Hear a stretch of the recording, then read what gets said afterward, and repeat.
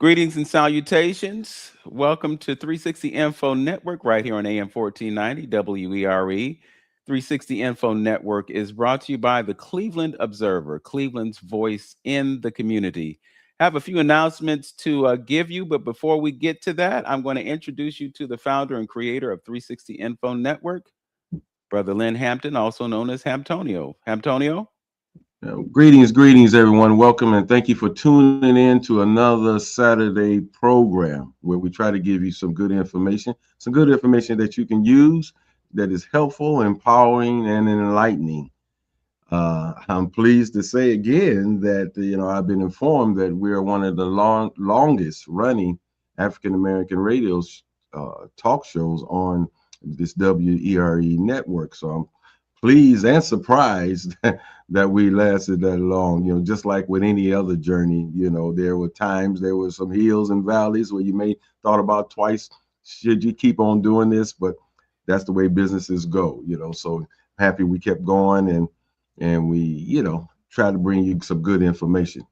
Also, we'll be talking a little bit later on about this journey that I had with this writing this book. All right.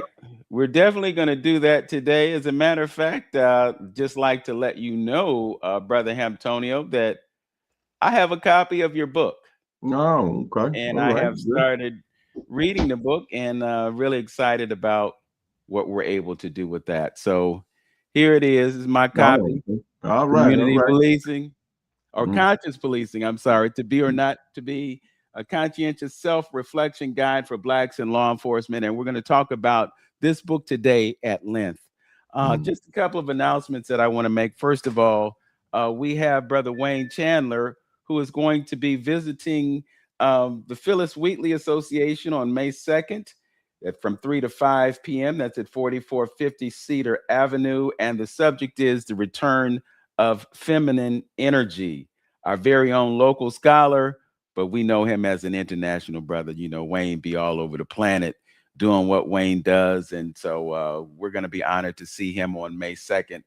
And that will be at the Phyllis Wheatley Association. You can cash app Aaron Sneed, or you can call her at 216-527-7079.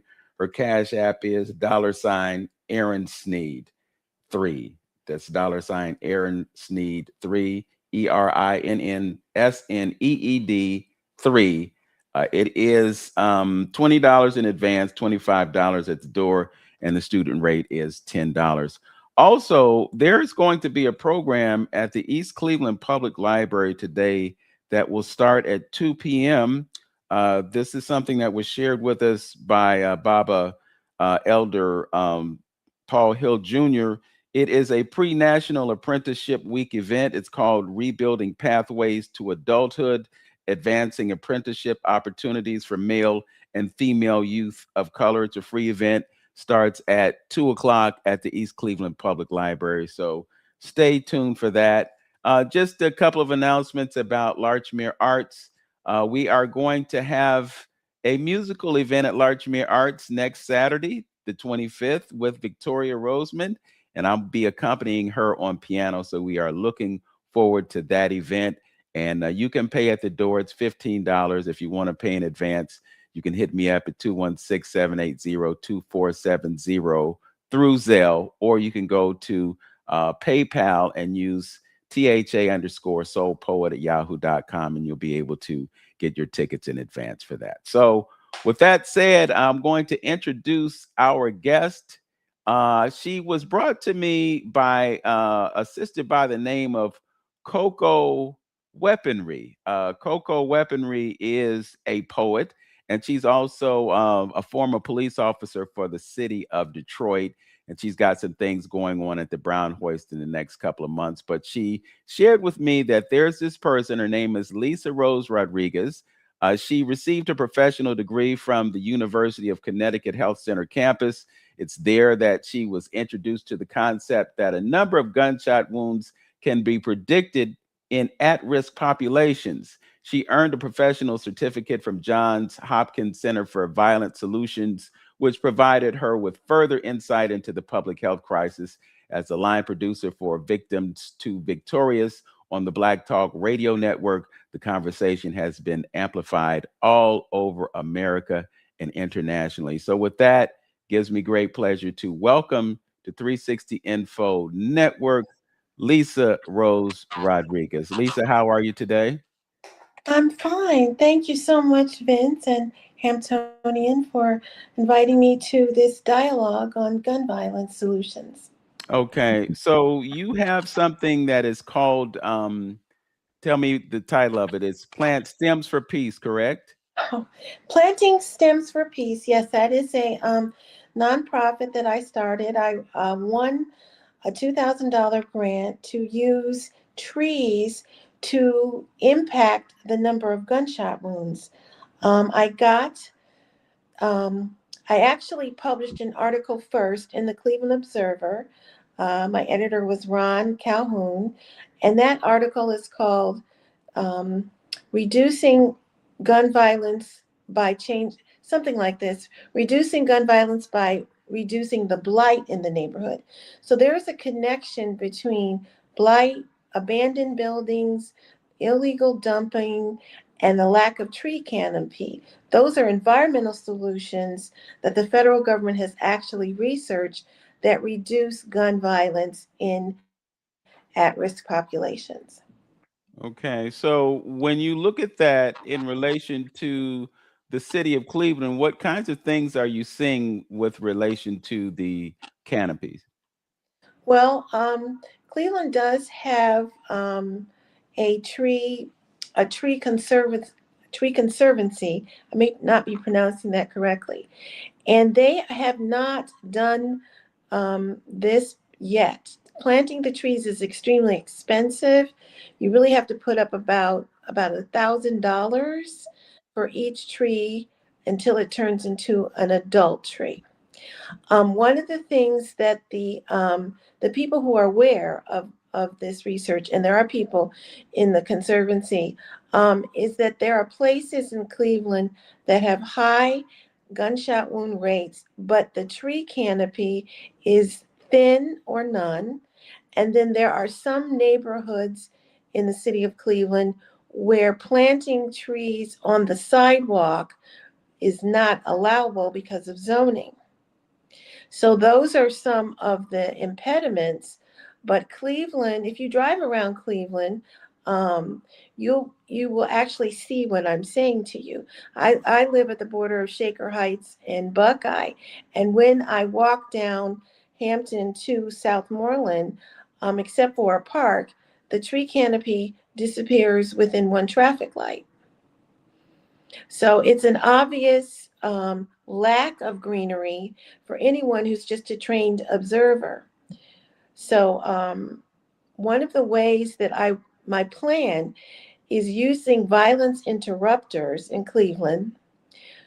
They are allowed to disarm people, and we can talk about the 5 solutions that Johns Hopkins likes to discuss in the dialogue. But one of the ways that planting trees can work, it piggybacks on the fact that there are already violence interrupters in Cleveland, and they know who has been shot, they know who the retaliatory shooters are, and they're able to disarm them. Those are the neighborhoods where I initially identified, like just like where I live, Buckeye, 131st, Mount Pleasant. Um, those are some of the neighborhoods. So they can identify the victim and who can potentially become a victim, and they can disarm them. In my in my proposal, you would take those same people and have them plant trees in that neighborhood and clean up the blight. This was first done in Philadelphia about 15 years ago by now. And what kind of result did we see from that effort? In Philadelphia, what they saw, well, first of all, the violence interrupters reduced retaliatory shootings by a good 80 to 90%. Okay, that's those facts are out there. They're started in Chicago by Dr. Slutkin. So the other statistic that you're asking me about is once the buildings in Philadelphia, once they started enforcing building code, like you can't leave the windows open, they have to be boarded up. If you're an absentee landlord, you're fined. You have to clean up the garbage. One of the things it does is it gets rid of the places where the teenage gangbangers can store their guns, and it gets rid of the places where people are scared to walk and not use. There's some evidence, like in your house, if you in your own home, the areas that you don't use can easily become infested with wild animals, mice, spiders. But using the space also deters people who want to use the space for other reasons. So if you turn a blighted area into a playground and a community center, now the gangbangers who were in the abandoned building have to go somewhere else. That's one way it works. Another way this tree canopy methodology works is that it reduces the ambient temperature outside, because of course when you have concrete only, the heat radiates off the sidewalk, and if you have vertical architecture, it increases the heat each floor you go up to, just like when you go to your attic and it's really, really hot. So those are some of the ways that the environmental connects with the social aspect and changing the environment and behavior of retaliatory shootings.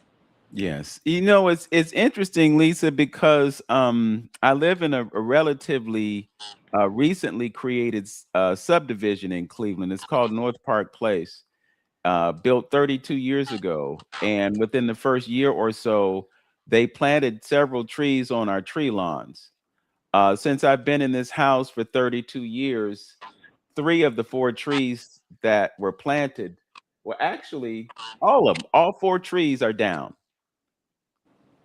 They they fell, they were improperly planted, they raised the sidewalks. And so I was just wondering why the city would not choose to replant those trees, or maybe plant a different type of tree based on what you just shared. If there is an effect of reducing the temperature, and the reduction of the temperature has an impact on reducing gun violence, I think that should be a very high priority measure. Can you talk about what traction perhaps you have gotten with the city of Cleveland with regards to an initiative like this? Well, I was invited by, well, first of all, the current police chief, Dorothy, is that's what I call her. The current police chief actually participated in my first program about it, which was on Zoom. But her predecessor asked me to come and deliver a white paper for the police department and the previous mayor. None of that transpired, and so you're inspiring me, Vince, to be more assertive and contact them again. But when the current police chief participated in my program about reducing gun violence by changing the environment, she was somebody who believed that gunshot wounds were not predictable. And in fact, that's how you opened up by introducing me. Gunshot wounds can be predicted in populations the way cancer or type 2 diabetes can be predicted. And I first heard that, I probably heard that 30 years ago. And it is not random. So the public health solution for gun violence treats gun violence as an epidemic, as a social disease with physical ramifications. Okay. So I'm just thinking about money that has come to the city of Cleveland through the American Rescue Plan Act. And I know a huge portion of that $500 million was dedicated to public safety. I'm also aware of the fact that some of those dollars that were intended to be spent were not spent on the things that they had been assigned to. Do you see any room within the funds that are available for addressing public safety to dedicate to a program or an initiative such as the one that you're raising? Well, when when the city of Cleveland under Mayor Bibb got the $1 million, they appointed a woman who had been running a different model of violence interruption. She was running Peacemakers for Boys and Girls Club. Now, I'm someone who spent all my professional life besides my title of epidemiologist, I have written grants for all my professional life, so more than 30 years. The problem is when the cities get money, the federal government is not as strict about enforcing, that's how I'm going to say it, how it's actually allocated.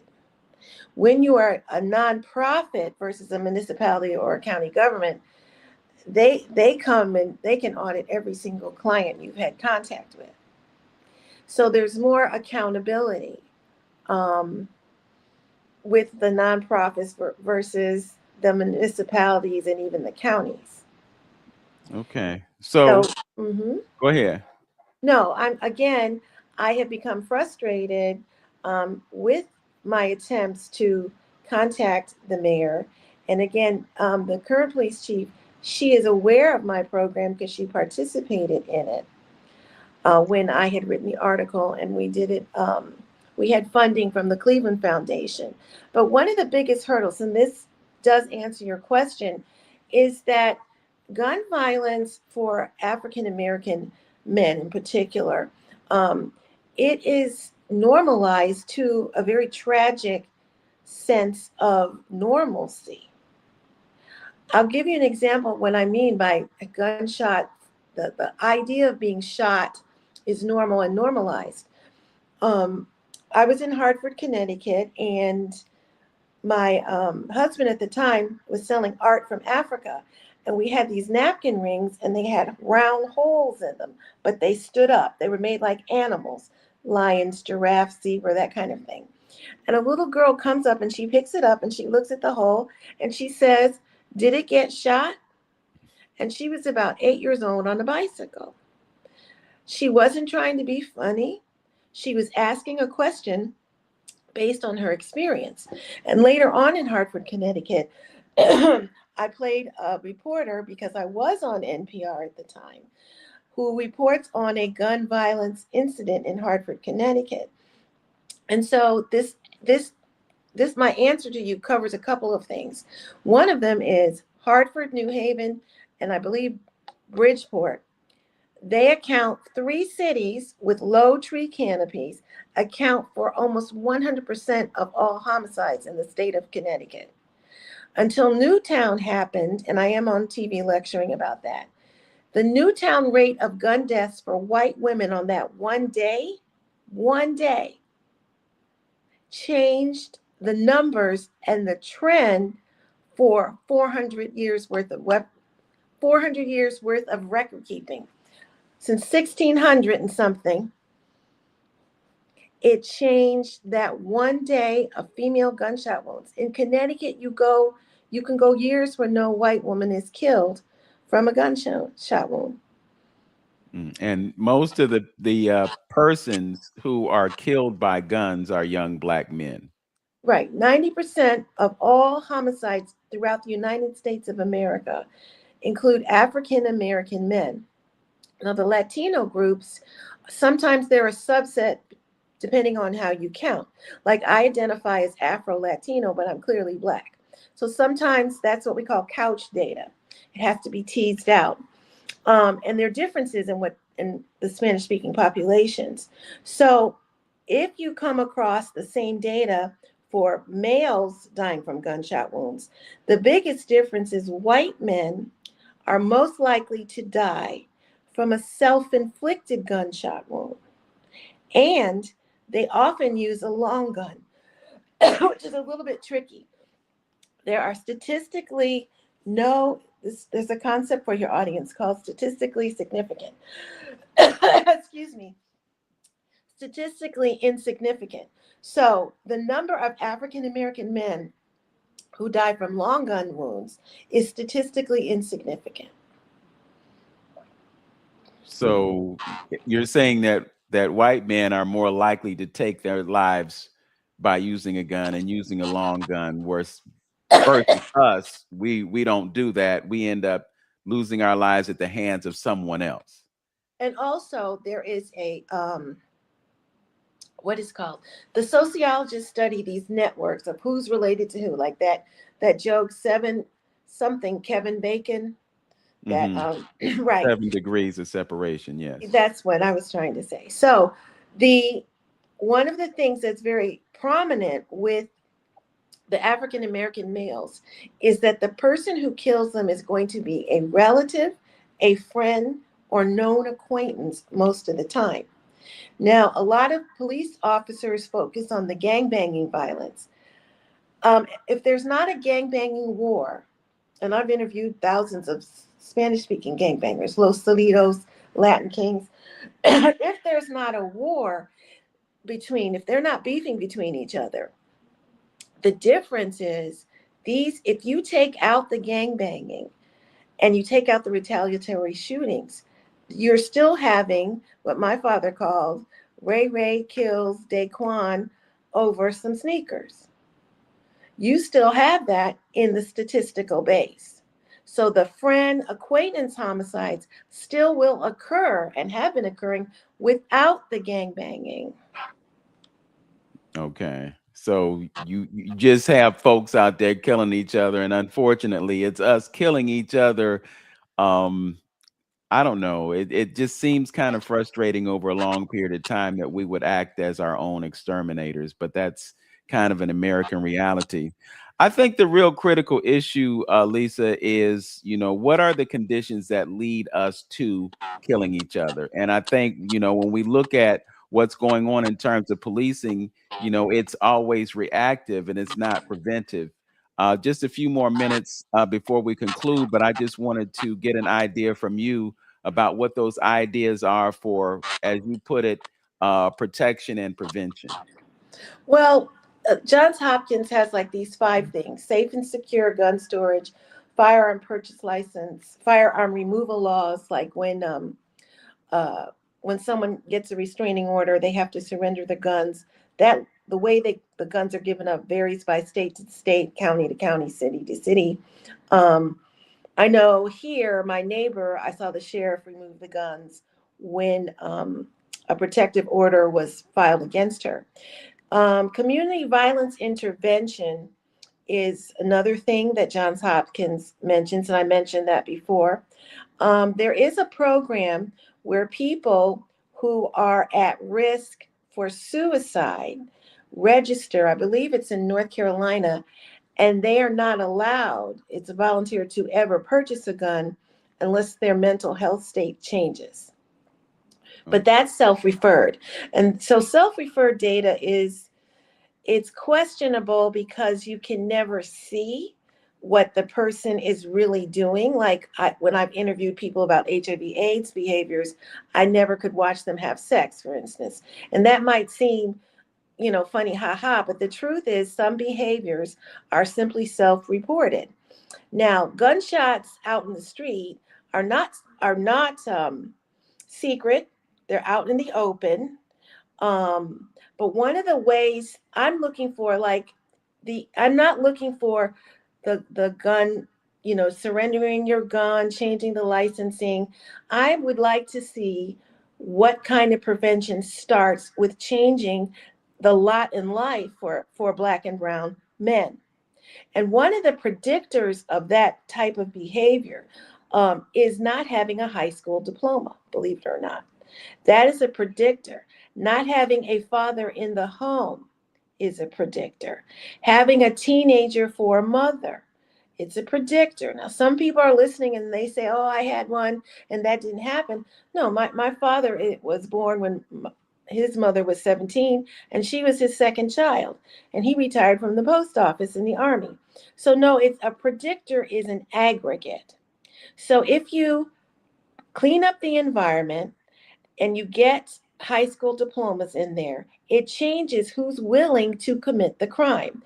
There is a new model for that in Chicago where the same people go, like the violence interrupters, and I believe I had one on my show. The violence interrupters identify people who are at risk, and then if they agree, they come to a site and they fill out a job application and they get a good job with training and factory. And their rates are maybe they're 1 digit. Okay. So they've changed the economic status. if you, the other thing that some people are also talking about, and you mentioned it, is do our African American men, do we really value the lives of other African American men? And if you don't, you're very likely to go ahead and resolve a conflict with a gun.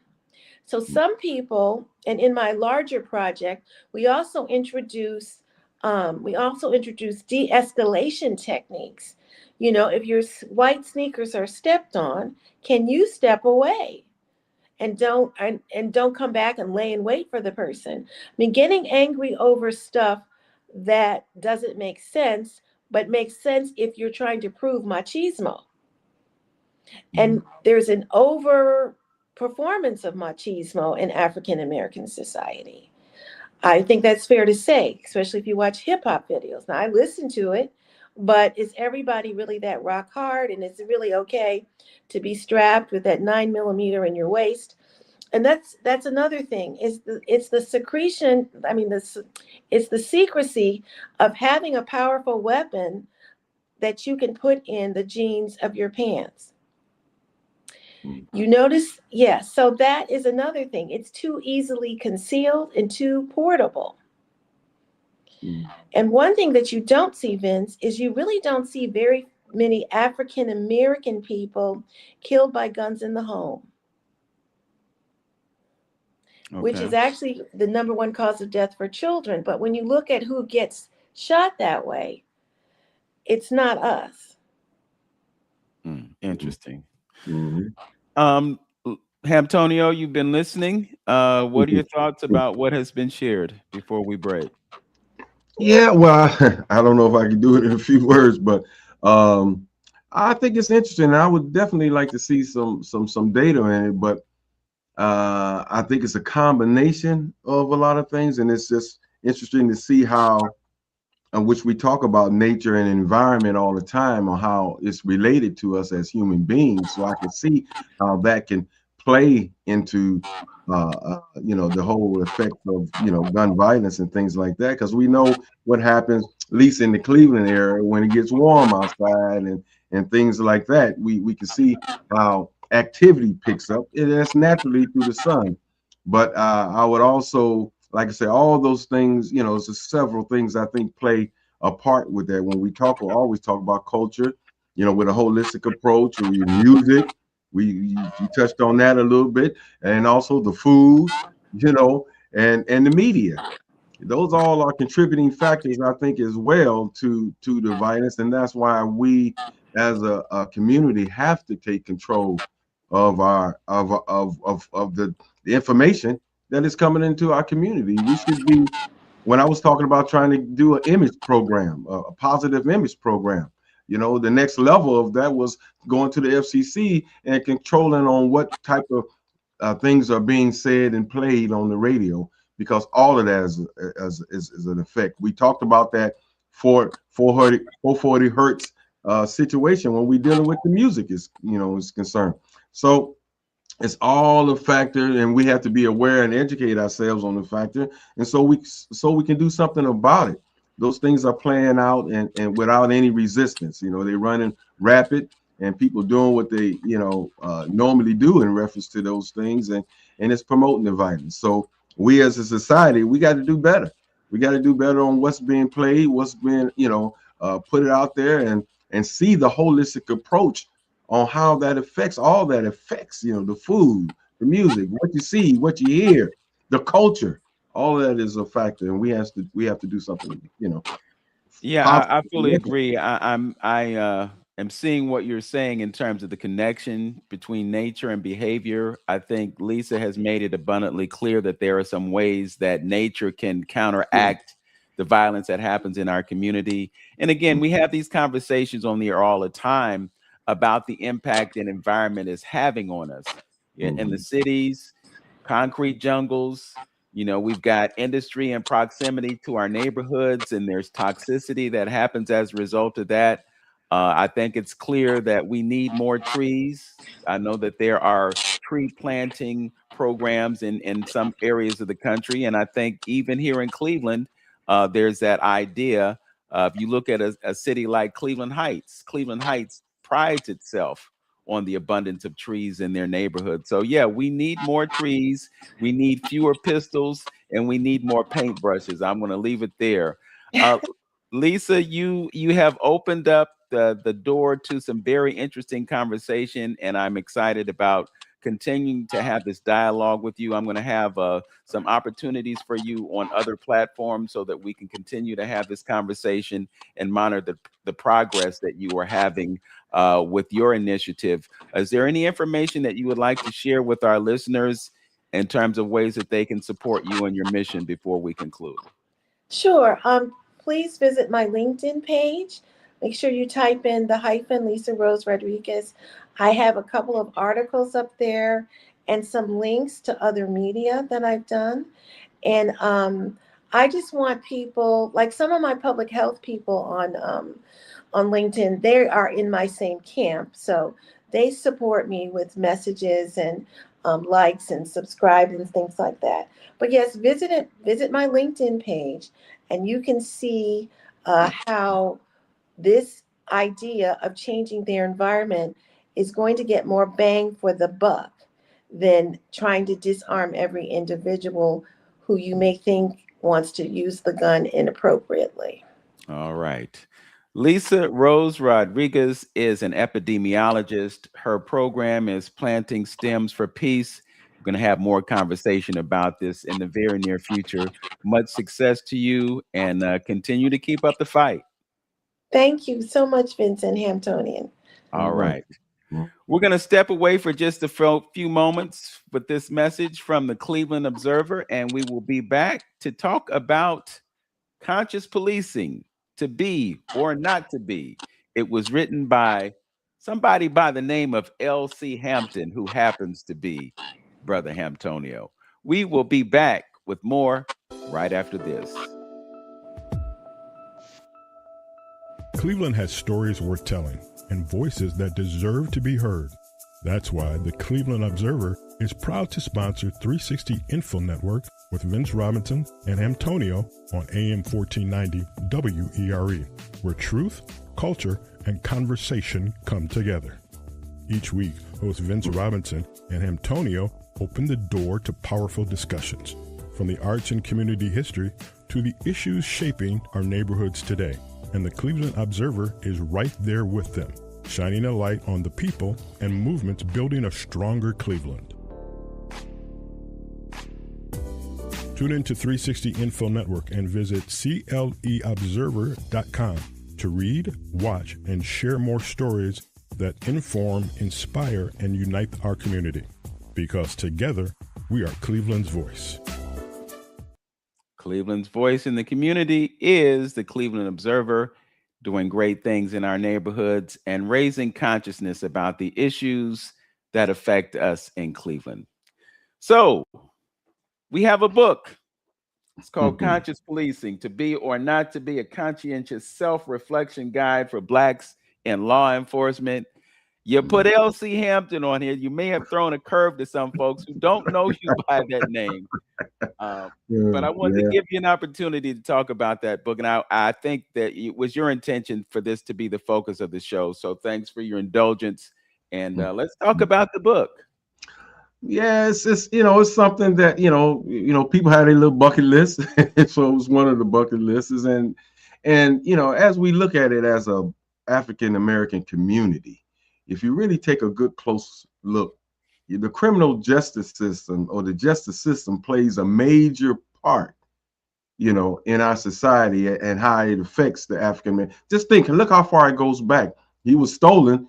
A lot of us were stolen and even come over here. We talking about injustices there. When you got over here, how you was mistreated, how even the police was in on hangings and lynchings and slave patrol and everything. So, and even today, all the people that, has been locked up, falsely locked up, because they don't have the dollars to pay for a good lawyer. So they're out there plea bargaining against crimes that a lot of them didn't even commit. But the prosecutors, are convincing them to plea bargain to certain things just because, hey, well, if we go to trial, You know, you got a chance of doing 10 years. So if you say you did it, we can get you out in 2, you know. So I'm saying the justice system has played a major part, you know, in the African American community. So with that, with me going into law enforcement, which I, you know, on this show, I rarely even kind of talk about it a little bit. You know, some people didn't even know what I was doing for a long time, as far as my occupation and background. So with coming in that field or that industry, that culture, with a conscientious mind, which I talk about it in the first chapter, the shaping of a mindset. So, you know, my eyes was open on some things. I was absorbing everything that was around me, you know, and the people and in the mentality and things like that. I used to get into baits with black officers. It'd be 5 of them against me, and I'd be talking about conscientious things and African history and spirituality, and sometimes I felt like they understood, and most times they didn't understand. You know, so after observing and absorbing all of that, you know, I feel I had a story to tell, and so I put it on paper. Okay, so what's the story? Well, you know, we as an African American community, we have to be, you know, when I was president of the Black Shield, you know, I would often talk about, you know, I think the police department should make up the ratio of its ethnic ratio of its community that it's serving. That was one of the things I touted all the time. You know, who better know the people that they're policing than its own people, you know? But then yet and still, there's still the issue with that. Just because they are black don't mean they have your best interests at heart. Because how many times have we talked about and said that it was the black officer that treated me worse than the white one did? So I had to look, okay, where is that coming from? Where's that energy coming from, and why? So are we falling victim, just like everything else, to the institutionalized behavior of that culture, of that police culture? So with that being said, our community suffers yet again, you know, and it blossoms out to a problem, to the whole gun violence, the mentality, and that relationship. So let me follow up that question, because you brought up a vital issue when you talk about the composition of the police force mirroring the composition racially of the city. Mm-hmm. Having been on the air as long as we have, I know that there were times when recruitment of officers came up, and I'm sure that you were involved in efforts to get more African Americans to join the force, but it seemed to be a challenge.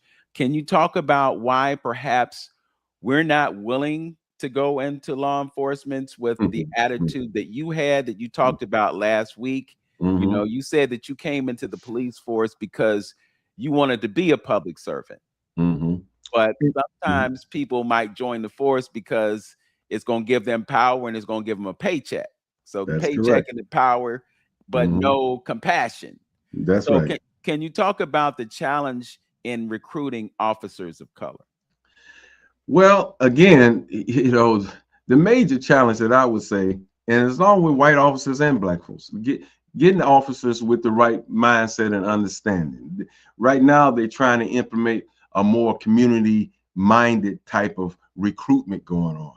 See, we as a community, like everything else, we're sitting on the sidelines all the time, you know, and we need to be more involved into the and demanding a better selection process for the type of officers that we want governing and policing our community. We're not involved in that for the most part, you know, and that should be vital, because what can the police do? You know, they can take away your freedom, you know, kill, you know, call, you know, death and everything. So that's a vital issue in our community, especially based on the history and the relationship that police had with the African American community. So, you know, I don't think it's been touted enough of the community being involved. Just a example, even like with education, you know, some cities have the community as the board, on the board, and kind of dictating policies about education and things like that. Same thing with the police department. We should have people in that is here we are, majority of this city and we're not as involved as we should be in the selection process. And so many things that happened, you know, when we had decrees back in the 80s and stuff, and 90s when I came on, the consent decree of getting more African Americans, but it was a struggle.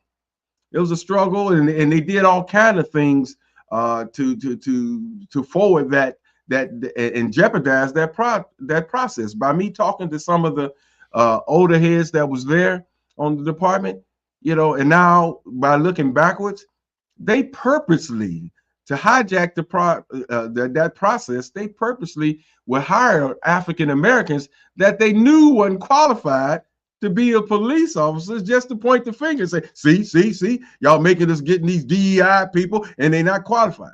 You see, but they purposely did that to jeopardize the program. You see, all kind of, I know police officers that was told in their face, you're not getting on this job. And they would go through all kind of physical, all your eyes ain't good, or you're too short, or you to this, or you to that, you know, and they never reached the level or percentages that the court said, you know, that should be on the department. We stayed around 20-something%, you know, and never reached that you know, that level that was comfortable. And that was one of the things of the Black Shield, you know, forever running, that they try to do as far as recruitment is concerned, but we never reached it. Mm-hmm. You know, it's interesting when you talk about some of the reasons that they would disqualify someone for being on the force. I'm just wondering, is there any type of psychological testing? Because it seems to me that if you did a psychological test, you could assess someone's mental suitability to be a police officer. You wouldn't want someone that's a narcissist to be a police officer. And I'm sure that there are ways that you can psychologically test people and find out what their inclinations are and identify this is not a good candidate just based on, for instance, the young man who took the life of Tamir Rice. Okay. The Cleveland police officer who was deemed unsuitable for other departments and ended up working in Cleveland and doing what he did. If an intense psychological examination of this person took place, then perhaps it could have been, and it has nothing to do with race, it has to do with mentality. Is there any type of evaluation of police officers' mental capabilities when it comes to serving in that position? Yes, it is. You have to take a psychological exam. Right now, I would have to say maybe in the last couple of years, you know, I've been away a little bit, but they was trying to revamp that to where the results show a more community oriented type of police. They're trying to incorporate some of those things, but for 30 years, they used this same little psychological test that really, I don't think it hit most of the markers in reference to that. And then let's be truthful about things. You know, when we talking about police, a lot of those particular situations is who you know and who knows you. You know, and that's just like any other industry. You know, you got people, when we had the 137 shot situation, you know, and one of his excuses for that, you know, was he had a flashback of when he was in the service, and he, you know, he just went off a little bit, you know. So how many this being in the military is a good segue for being a police officer. So and some of those people has been in combat, you know, and did some things. So my question is, how, you know, psychologically equipped are they to be a police officer? You see, so we missed the boat for a lot of years. When I talk about it in the book too, they didn't even teach cultural diversity for a long time. When I first came in, we did, then they stopped it for a good 15 years or so. And now, because of those things like George Floyd and all those particular things, now they start incorporating it back into the academy where they're training those things there. But we missed a whole slew of cadets that came through that didn't get it, you know. So, you know, this is where we at, you know, and just like any other industry, you know, I look at police officers as occupiers, really, because again, you know, I haven't talked too much about the department since I've been on this show and my personal feelings in reference to this thing. But in truthful, the Irish takes a good foothold in our fire departments and in our police departments. They running a lot of those things, and they all nepotism, and they know each other, and and that's just the way it is. Judges and prosecutors too. Yeah, absolutely. All of that, the whole situation, so and some things I talk about in the book in chapter 7, when we talk about the masquerade, when we hold those, we might, feel proud about we hold a commander positions, deputy chief or chief. It don't carry the same weight as a white person or Irish person in that position. Because most of the times, if it's an appointed position, you walk in a chalk line. You scared to show some kind of favoritism, because you're being watched. Almost like, and I make a reference to it, almost like Obama. That folks are looking for you to fail because you the first in that position or something, and so you're not going to give up some of those, extend those benefits or look out for that particular officer the same way as a white person in that position. They'll do it. And, a person can commit, a police officer has some issues on the street and need to be tucked away.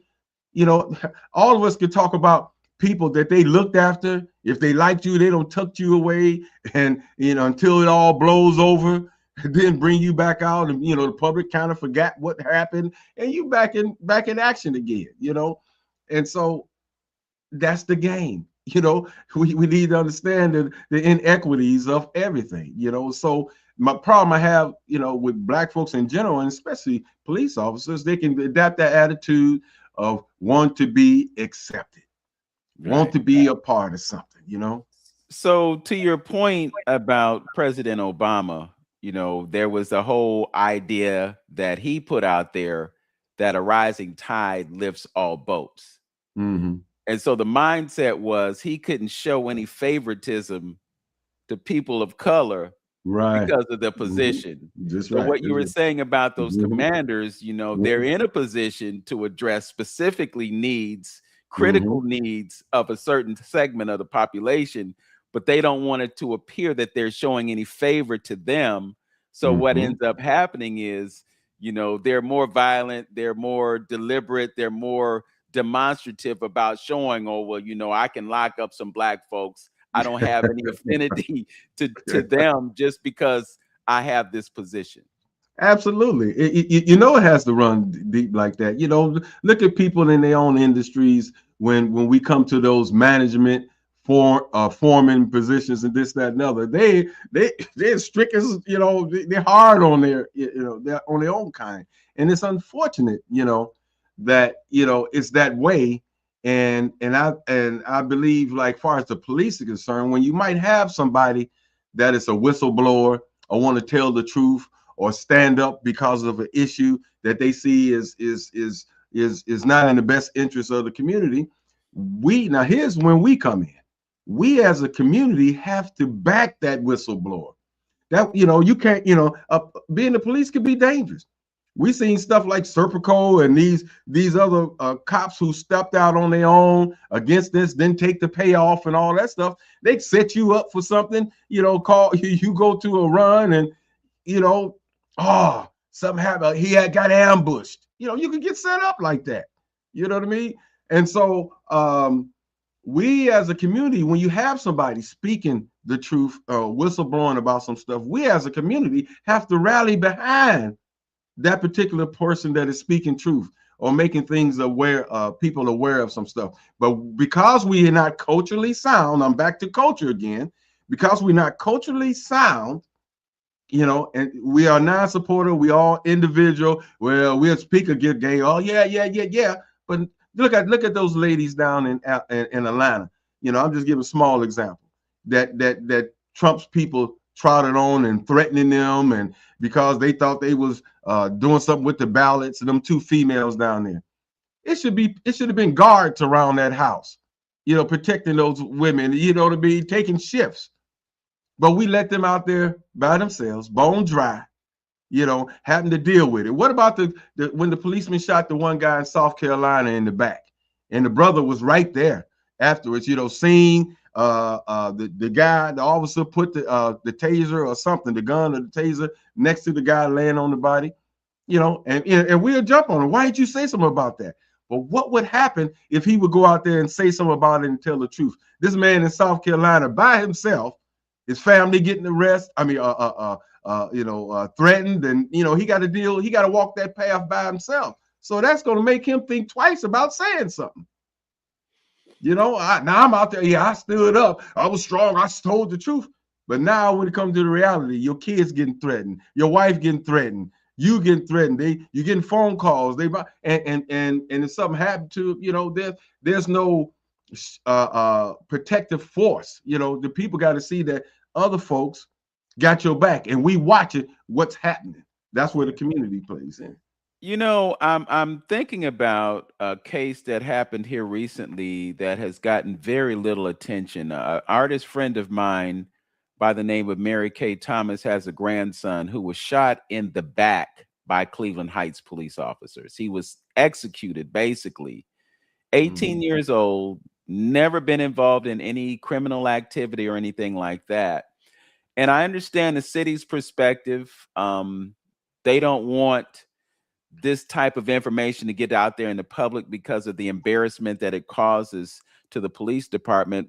But I just can't imagine what it would be like to be a police officer, a Black police officer on that force, knowing that something like that happened and you don't say anything, you don't do anything, you accept it, and you just gloss over it. That has to be a tremendous burden for someone to walk around with, knowing that it's tied to their occupation and their livelihood. Absolutely. And that's the pressure. I talk about that a little bit in the book, that it's a balancing and juggling act, especially if you're conscientious as far as a Black officer is concerned, because on some respects, some of the Black community look at you as a traitor. You working with them now. You know what I mean? And now you the job is expected something of you to you don't supposed to show no favoritism and and things of that. So it's a juggling act, for officers. So that's why I said too that based on the history, even though we need Black folks representation in the police department, but one would never want to even maybe, because of the history, be a police officer because of the history of it. Police been involved in Tulsa and every atrocity that has been committed to Black folks. The climate of the law enforcement has been a part of it. So that's why, in a sense, and I'm gonna say this, that's why, in a sense, I didn't aspire as much to move up in ranks. I didn't want to lose myself on who I was, what I was about. I didn't want to become a company man. At that point, when I initially got in, I said, oh yeah, maybe I'll be a sergeant, this, that, and other. But I said, I'm doing work in the community. I think that's, good enough. And, and try to show some compassion to people in the community. I don't think there's anyone out there that can say anything that I ever treated them nasty or bad, even folks I had to arrest, because I brought to them, dignity, like I said before, if he needs this, he got to give him that. You got police officers just be nasty, just to be nasty. Hey man, can I at least give my keys to my friend, to come? No, get your button. What is that? Why is that necessary?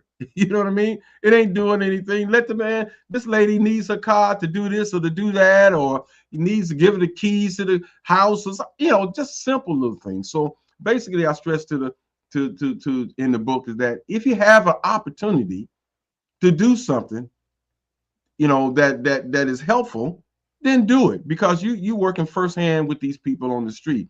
So you the first contact, or you is the contact. So if you have an opportunity to change the complexion, how people look towards the police, and do something that is positive and helpful, then do it. Mm-hmm. Brother Antonio, I'm curious. Given your relationship to the Black Shield and the encounters that you had with your colleagues and counterparts, I'm just wondering, and I know that there's no way that you can quantify these things, but just based on your perception, how much of the Black police force could fit the classification of conscientious versus I'm just in this job to do a job. I Mm. want you to talk about that Mm. when we get back. We have just a few more moments before we make our transition to online with YouTube and Facebook. And before we close the show down, I just want to thank Lisa Rose Rodriguez for being on the show today, and let her know that we are going to continue to talk about this, because we have the things that police officers react to, and we have the causational factors. And until we deal with the causational factors, Mhm. all we're going to be doing is spending more money to hire more police officers to protect us from each other. And there are so many other things that we can do with resources. So we Mhm. have to be creative. That's where being an artist comes into play. We have to be creative to come up with solutions to the things that are affecting us. And, you know, when you look at the money that's spent uh, through the city that comes from taxpayers, an overwhelming amount of it goes to the city safety forces. And there's something vitally wrong with that, because there are other things that need to be done with that money. So I'm going to leave it there. Just a few more moments. We'll be transitioning to YouTube and Facebook. I want to take another opportunity to remind you about Wayne Chandler's lecture on Saturday, May 2nd at the Phyllis Wheatley Association, 4450 Cedar Avenue in Cleveland. He's going to be talking about the return of feminine energy. Also, today at the East Cleveland Public Library, a great program is going to take place.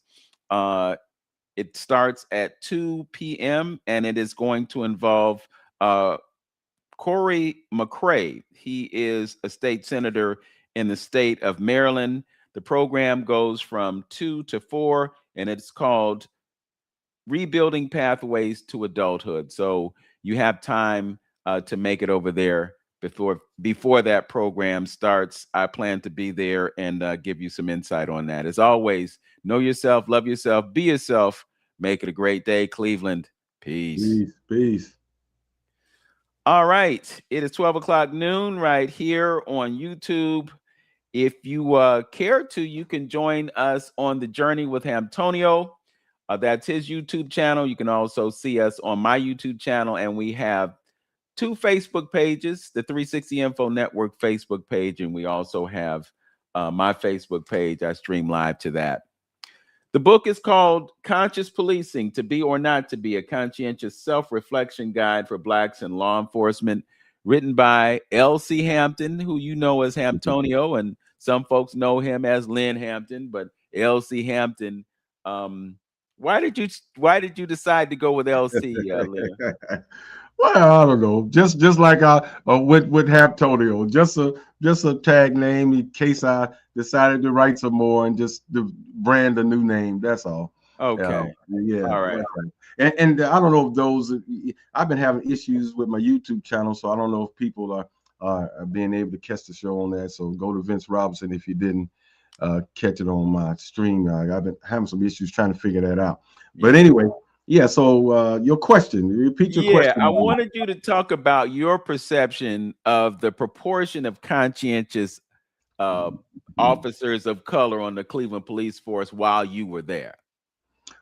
Well, I think it's because of the age of information. Maybe these days it's getting a little better, with some folks. I remember when I first came on, I was, like I said, I was an adult and defined on who I was about, and what I was about and who I was, and so I would come in, and get dressed, after work and come walking out with a kufi on my head, and a lot, some things was going on in Lukey's Park. They was having the Sinai Festival and African drumming going on, and some of my co-workers would see me on stage drumming, in African. So they didn't know exactly how to deal with me then. And I could see, let me say this, I would see that a lot of, a good portion of the African-American officers are really caught up into the system, meaning that they, as far as dealing with African spirituality,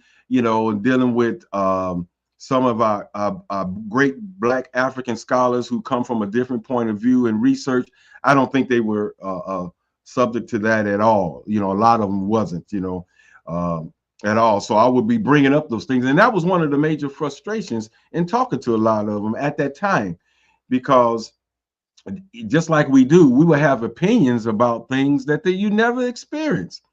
They never read any of the information, never been to Africa when I'm telling you about certain things, but they always got an opinion on something. And they would always bring me back to what they have been taught in the schools or what they read in the Bible, and never had an expanded consciousness to look at that maybe there's something else out there. Just because you haven't heard of it don't mean that it is not true. So they wasn't open-minded at that time with, you know, seeking some other sources and resources for information, you know. So I found myself battling them and trying to get them to look at this thing in another way. But like most of the African American community, we you know, we deal with the Stockholm syndrome and everything else, and we caught up into this particular system. Mm. Well, you know, it's interesting what you just shared with us is kind of a microcosm of a broader macrocosm. You know, when you think about folks in the entertainment industry, for instance, I'm speaking specifically of rappers. I'm also talking about athletes who come into a whole bunch of money, but their life experience never really exposed them to what their cultural identity is. It never really shared with them, you know, our history, you know, because it's left out of the education process. We don't grow up with a sense of identity so that we could walk into an occupation and bring that as part of our wheelhouse. You see, so when you have those conversations with the brothers who never heard of Asa Hilliard, don't know who John Henry Clark is, shoot, they don't really even know Carl and Louis Stokes and what their contributions to the city were, because they're not students of history, they're not students of culture, and they're not connected to who they are. So I think to a certain extent, it's kind of unrealistic for us to expect them to have a certain level of consciousness or conscientiousness, because, bruh, I mean, reality is we're living amongst a lot of zombies, people who don't really think about what's going on around them.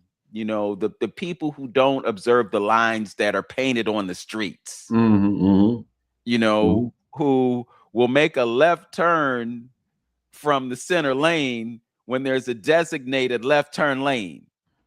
And they'll make that turn without even giving a signal. You know, these are the kinds of folks that we're surrounded by. Yeah, it's you know, we tout that all the time, the importance of knowing who we are, our history, and things of that nature. You know, I point that out, you know, throughout the book about knowing who we are and what we are, and we have to get on that. We'll never fix these ills. We'll never fix them. You know, you have to come to with grips and understanding that you are under attack. You're under attack and you don't control anything. You've been brainwashed since the beginning. I pledge allegiance to the flag. You know, why are we adults still just finding out about hidden figures? Why are we adults just finding out about so many things that are just coming about? If you don't understand that and come to grips that folks are purposely hiding stuff from you, folks are you know, do you ever think that they're going to teach our children, you know, to help you take his foot off your neck? Then you living in an illusion. You know what I mean? Why would they do that? Why would they get rid of power, you know, and things of that nature? You have to come to that understanding yourself so you can heal. You know what I mean? If you don't, you know, that whole world, they have tricked us so bad that we have forgot how to make a movie. We can't start our own teams, but here we are, 80% of black folks running up and down the basketball court and the football field, but you having a struggle and owning a part of the team. But we okay with letting somebody else use our talent for their benefit. If we was culturally conscious, we would understand, okay, they let me in, but I'm gonna see how we can get this thing going on ourselves, especially when it's our talent pool that they're taking and using. What kind of psychosis is that? That don't make no sense to me. You know, I'm like, This is crazy. Okay, just say if it's corrupted enough to where we can't get into the business because your mafia, Jews, whoever got it locked up, we can't get it. Okay, you got a whole new opportunity over that water, over that pond of black folks that can jump on top of this house if they were trained. So you don't have to do that. Going over there, you could take Tiger's money and down there run the whole half of the country and building things and getting things going on. Where's the thought, the thinking of that? Where's the mentality? We sit up here, got to beg and be used and abused. Like I said, one talented person, again, got these talented people coming up. We should be schooling them about their responsibility back to the community. We should, you sit here, you school them, and they got, they're talented and they have a good shot for the pros or things like that, but we sending them to Duke and all the rest of them. So now they become NBA players or football stars. Now all these 5 families or so is all blood sucking them. His publicist, his accountant, his banker. All these families are living great off of our talent, as usual. It's sickening. You know what I'm saying? So what kind of psychosis is we as people is going through that to continue that cycle of giving up our babies and our talent to somebody else? Like we can't start a basketball league. We can't start having more film studios just until recently with Tyler Perry doing something to that grand scale. We don't know how to make a movie. Come on. And then we sit up here and let other folks, take advantage of our communities, come in and take all the money out, to feed their family and kids and take it out to Avon Lake and everywhere else where they living and don't have to give nothing back to the community that is serving them. How we allow that? Well, I was just thinking a few moments ago about the reason that the police exist in the first place. I mean, we haven't gotten away from why police departments exist in our country and why those things have not changed. We're living in a country that has the highest rate of incarceration on the planet. And we've also established through law that slavery continues to exist. And so they have to fuel the prison system because there's profit involved. Absolutely. So you locking folks up so that you can make money. You got brothers that are locked up working for Verizon and all these other companies that take advantage of the labor in the prisons. So, why are we not doing things differently? I remember years ago, Michael Moore did a documentary and he was talking about this very thing. And he was showing you how they deal with prisons and prisoners and that whole, I call it the injustice system, not the justice system, the injustice system. It's Obadale and me again. You could be convicted of murder in a European prison and work in a kitchen handling knives. And it's just because of their attitude about rehabilitation, because they do it differently than we do here. It's punitive. I had a conversation with someone, I think yesterday, who was telling me that they knew of someone who was incarcerated who was an artist, and art was really his way of healing himself. And there came a point where he was offered an early release.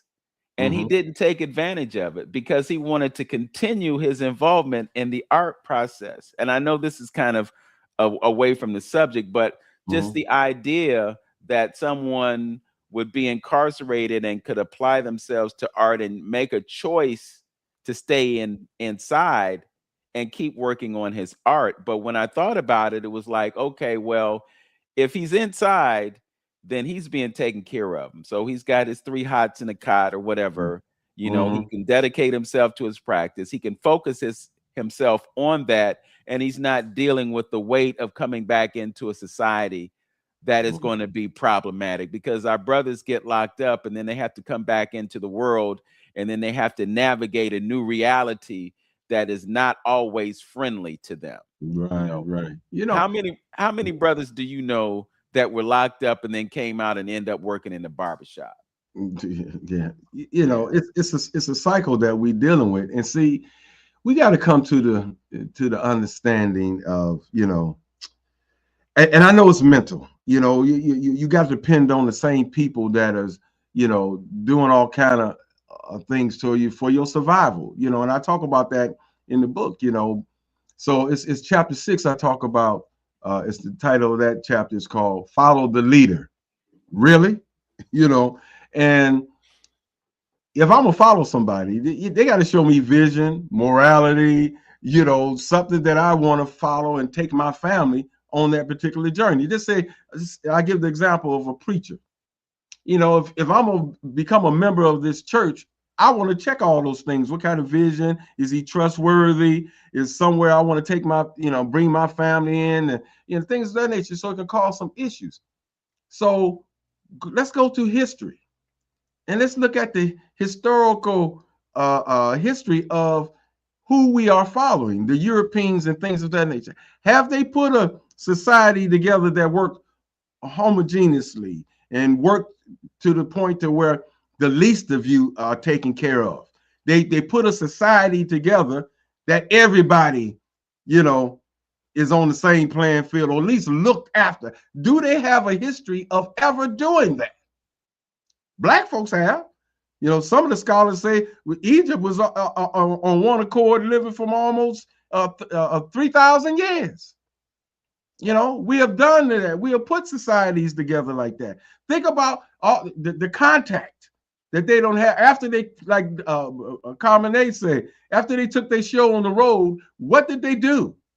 Who are the people that they came in contact with, and who benefited from that relationship? Did any people of color ever benefit from that relationship when they took on those expeditions going around the planet? I don't hear anything about no great conflicts, no great wars happening at the seashores of these newly visited continents or places. You know why? Because most of those people of color let the strangers in. They let them in. If they was, you know, like that one tribe they talk about now, that they won't let nobody come and visit them. They stop them. They could have did that, because these people is at sea. You know, rations is only gonna last so long, and so we all let them in. You know, because we thought they was human beings like us. You see, so I'm saying that in that chapter, I give a history of, you know, hey, I mean, look how they looked at the animal kingdom, the animal population, going down in Africa, killing big old elephants, you know, taking the tusks. Africans scratching their head like, what's wrong with these folks? You know what I'm saying? You know, they come over here, Native Americans, killing all the buffalo. The buffalo was very useful to the Indians. Most of these indigenous people, what do? They prayed before they killed, not just sport, just going around doing. So I'm saying, this is the history that you following, that you are dealing with. So why would we want to be so defensive and, you know, of this particular society? And then we got to talk about how they treated us. They, you know, some white people themselves are saying, like, what's wrong with you black folks? We done did everything under the sun, and you still kissing behind. I said it. Well, you're still not angry enough about what you have done, what has been done to you, to take any retaliatory measures. You know, perhaps it's, you know, like we talk about Stockholm syndrome or whatever. But clearly,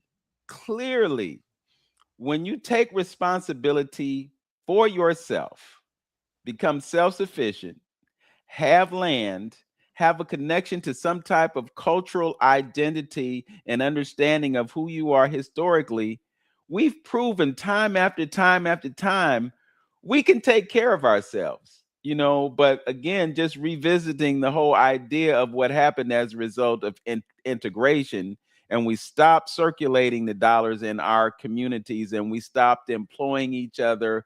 We stopped being totally responsible for our existence and handed it over to someone else. That's when things kind of fell apart. But I want to come back to, why do we have police? And the reason that we have police is to protect the property of those who have. And it's property that is being taken away from. You know, if you just look historically and look at language, I watched a video yesterday that was extremely important, and it was about spelling. It was about spelling. It was about the power of words. And what they explained about the word government is government means mind control. Mind control. Okay, just let that sink in for a minute. Mind control. Mental, govern, control, mind control. It talked about other things, you know. It talked about writing. Cursive. Well, cursive means that you can create a curse. So these words are used to control us in ways that we don't even know, and we cast spells by the words that we choose. Absolutely. Just like the word try. When people say I try, then they're not giving themselves the power to say I do, or I can, or I will. So they've already placed a limitation on their ability to carry something out just because they've created that handicap by introducing doubt. It's like the difference between saying I believe and I know. I know. Well, when you believe something, it may there's or may room not for be true. I believe it, you know. I believe, but when you know, that's what Gnosticism was all about, you know. But again, we have limiting beliefs because we have limiting behaviors just because of the words that we use. It's an hour-long video, and I watched maybe 20 minutes of it because there was a lot of redundancy, but they were talking about how after 1946 and World War II, they took etymology out of the classrooms because the young people were able to understand what the word meant and put it into a particular level of understanding that they weren't affected by the controls that would be exerted upon them. So they said, okay, well, we can't let folks know what these words actually mean. So they took etymology out of schools all over the world, not just in America, but all over the world, because the folks that are running things didn't want us. Yeah, they're undercover, hidden in plain sight, huh? Yeah. That's what it comes to. And everything is in plain sight. You know, we look at government and we say, oh, well, we need that. Or we look at democracy and we say, oh, we need that. But when you look at democracy, do we really have democracy? Our friend Lonnie Sloan, who was on the show a few weeks ago, put up a Facebook post, and he was just talking about voting. And he made some really good points about voting. You know, if we really lived in a democratic society, then the voting would have power. But everybody doesn't vote.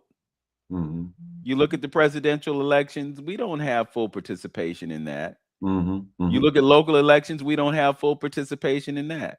So if we were using the process the way it should be used, and we used our voting ability as leverage, just like the petition for Carolyn's Law. This is giving power to the people to say, hey, we need this, you know, put enough people in these nursing homes to administer to the needs of the patient so that folks like Carolyn don't lose their lives. But the process to get that in place is so substantial and so significant that this brother has been trying for years to get this passed. So do we really have democracy in this country? We don't. But just coming back to police, the reason that they exist is to protect the property of others. They say serve and protect, but who you protecting? Right. That's true. And it's what other piece I want to interject about that? Follow the Leader, chapter 6, and I thought was real interesting. I went to, when I was on the force, I went to a seminar of a guy. He was making a presentation on the West Side in front of some locals, and he made the statement is that America, being that it's 12% of the world's population, is responsible for 60% of all the drug use on the planet. And you talked about the incarceration rate. So are we, that's failure. You know what I'm trying to say? Those numbers are failure. You only make up a small percentage, but what are we doing? That's what I'm saying. We need to take a step out for a second. Failure for who though, Lynn? Oh, right. It's success for them because they have successfully neutralized absolutely forces that could push against what they're doing to us. Right. And that's what I'm saying. This is the type of system that we are following. That's my point. There's no success there. You know what I mean? So, so it's all indoctrination and imagery. They got to be, they, like I say, they get you I pledge allegiance and all the rest of that stuff. And it's an indoctrination. And until you understand that, healing cannot take place. We all in. Most of us is all in, caught up in all of it. The basketball game, the football game, this going on. I'm going to this kind. We all up into that, and they are comfortable the way we are. Wearing green on St. Patty's. You all involved in it more than anybody else. All of that. So the psychosis continue, so, and that's why, that particular chapter, I wrote about following the leader. We just following the system, and we eventually gonna have to get to, which is the last chapter, before the bonus chapter, is talk about the resurrection of a mindset. The first chapter I talk about the shaping of a mindset, which I go through my growings up. My journey might not be your journey, but it talks about how important of having some people in your household and your environment, talking to you about positive imagery, about who you are and giving you the confidence. And you got to see the psychosis that goes along. And I'm in the 60s. I'm 60s, I'm saying that where I'm 7, 8, whatever years old in the 60s and seeing, all the violence on TV committed towards blacks. My family is telling me about this. I talk in the book about how I was a little concerned about James Brown coming out with a song said loud, I'm black and proud. I thought he was a target at that point. That's how I was feeling. Muhammad Ali coming on TV talking about white folks in their face on the. I said, oh man, they're gonna kill Muhammad Ali. They're gonna why should a young person have to think like that? Just because somebody's saying they proud of who they are, or somebody telling the truth about something. What kind of psychosis or mental something can happen on a kid? Could stifle their growth on who they are, or feel like they too small in a room around white folks. You see what I'm saying? Yeah. All those things are factors because we never laid on nobody's table. We have a question here from Roberta Gabriel, who I happen to know is in the South. I think she's in North Carolina, and she asks, how much do you believe that the lack of our true identity, power, and worth, coupled with the idea that someone else is going to save us, keeps officers of color subjugated? I think you mentioned a little bit about that before, but if you want to embellish that. I can't, my glass, I can't see how, okay. Our lack of identity, how much it plays into our it says, how much do you believe the lack of our true identity, power, and worth, coupled with the idea that someone is going to save us, keeps officers of color subjugated? Yeah, well, that's kind of like the whole point in a sense, you know what I mean? That like we out the gate wrong. If that's zero, you got steps 1, 2, 3, 4, 5. Well, 0 is knowing who you are and what you are. If we had to go through different types of identity and claims, then that let you know we colored, we Negro, we black and things. So you're looking at someone else all the time. You're not going within yourself and figuring out who you are. When we talked about having our own after school programs and things like that, we got rec centers, we got churches, we got all these, we got some facilities where we can hold these events and zero down about who we are and what we are. But we're not going to be on the same page about who and what we are. You go into church, you can't sit up here and talk about Amen, Imhotep, and all the great pharaohs and this, that, and other. The pastors looking at you sideways. You better talk about Jesus. And when Jesus is up in here and all that, you're gonna have issues. You're gonna have problems. So that's why I talk again, of the culture and knowing who you are. And we got to, if we never address that, we're going to find, like you said, that identity situation as far as officers are concerned. They're gonna go with who's feeding them at this point. You know what I mean? Who's buttering their bread at this particular point, this job, and they're gonna go along because they don't have the good cultural foundation and background to say, hey, this is who we are, what we are, and I'm going to work out here in the best interest of my folks. It's all individualism, and culture brings that unity together. That's that cultural glue, and that's what we're missing. When I look back again at your career, knowing you as long as I've known you, I know that at a point you were involved in community policing, and I know there's a distinction between community policing and conscious policing. But during the time that you were involved in that effort in the Cleveland Police Department, did you see any progress? Did you see the idea of community policing as an effective measure? And this is in the face of the consent decree and a tremendous amount of criticism that the civilian review, and I think you were also connected to that as well. Have you seen any traction? Do you think that it's necessary to continue to have the consent decree in progress? And again, the other part of the question is, have you seen community policing as an effective measure? Well, again, when I was in the thick of community policing at that time, everything has to start from the top down. You got to have your superiors believe in it wholeheartedly as well for it to work. I didn't see that in the beginning because they kind of looked upon us as, oh, y'all ain't doing no work.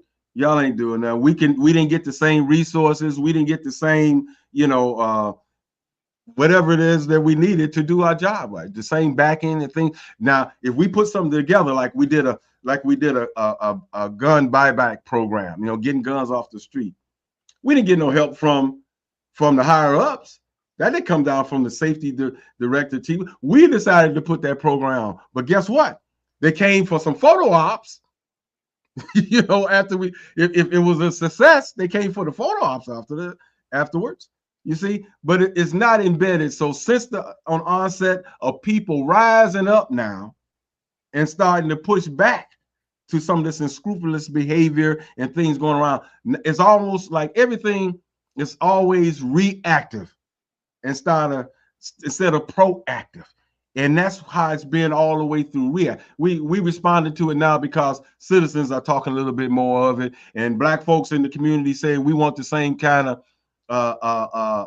justice that the suburbs is getting. You got some of those suburban police municipalities, the police is, when they go on vacation, they go into the houses, taking out their mail, making sure the newspaper is not on the front porch. Some communities may have them out there walking the dog or letting the dog out. So it's the community that dictates the policy on what type of police they want. You know what I mean? Because we're not a net community, we're not a woven community to where we stand up for something and got some people manipulate us anyway and how they want to. And they can give us that police and breaking our constitutional rights. Come here, stopping you for no reason. How long that was a part of the practice? That's in chapter 4, talking about, make policing great again, ? That's what some of them want. Where they're able to violate your rights at any given time.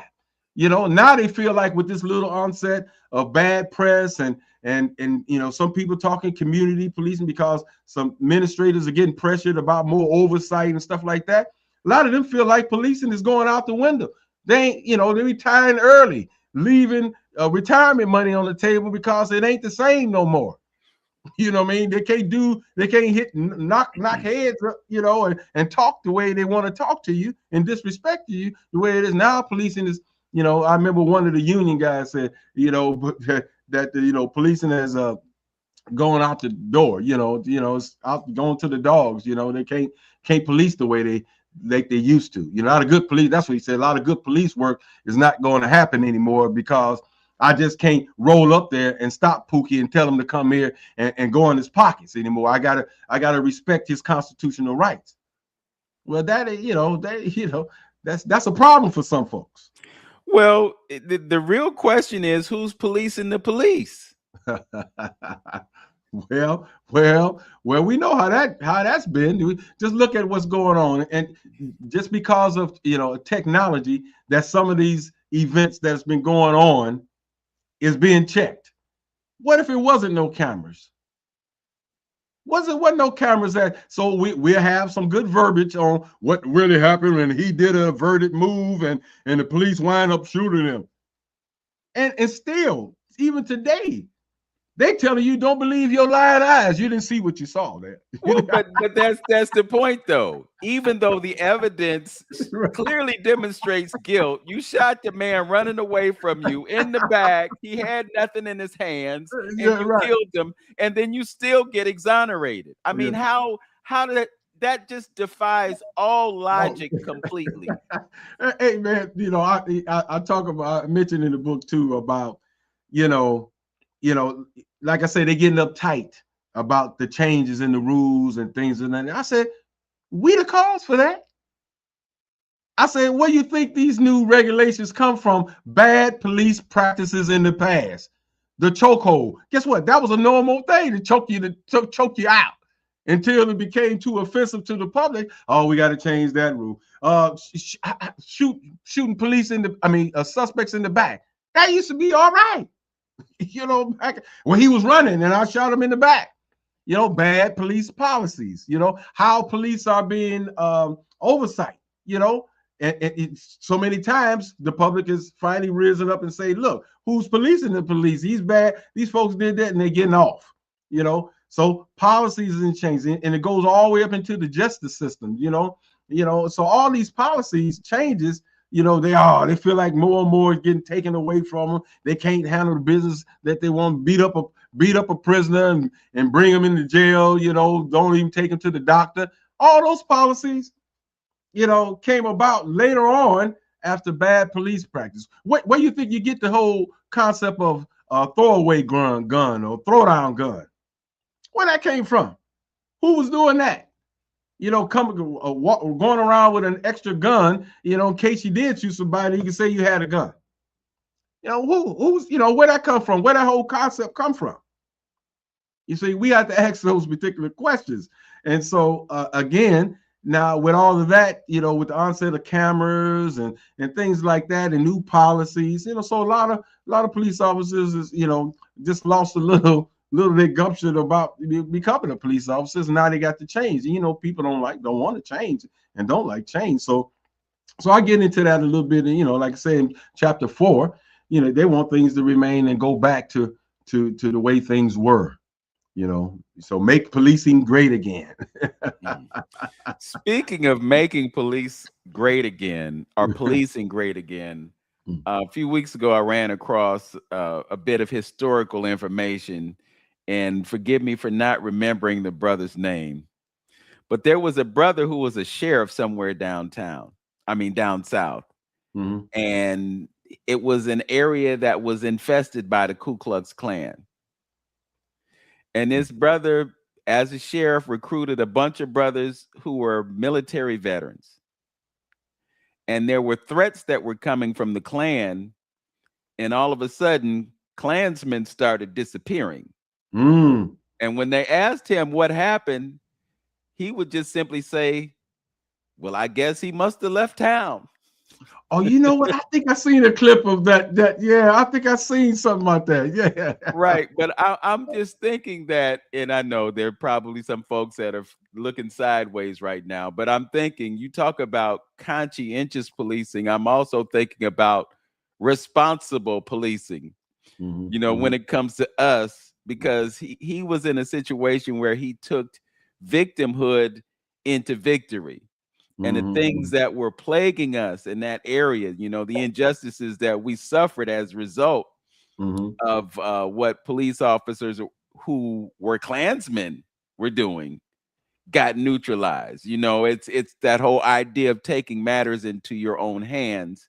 And Mhm. so, you know, I mean, let's face it. There are some folks that are doing things, they just need to be removed. Now, I'm not saying you unalive them, Mhm. Mhm. but they need to be dealt with in some kind of way. Mhm. And there's been no apprehension on the part of this country to deal with other countries and people that they think have to be dealt with, a la Venezuela, Mhm. a la Libya, a la Ghana, a la all those numerous situations where somebody who was effective in leadership was taken out. You know, so Mhm. I mean, see here you have to look at a couple things too. You know, that is interesting.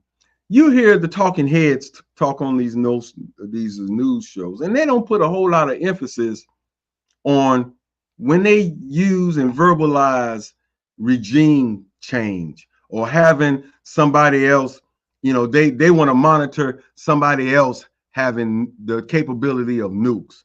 And we the only country to ever nuked anybody like that, but nobody else. I mean, so I'm speaking on the psychosis and the mentality of the people who kind of brush over that and don't look at it for what they're really saying.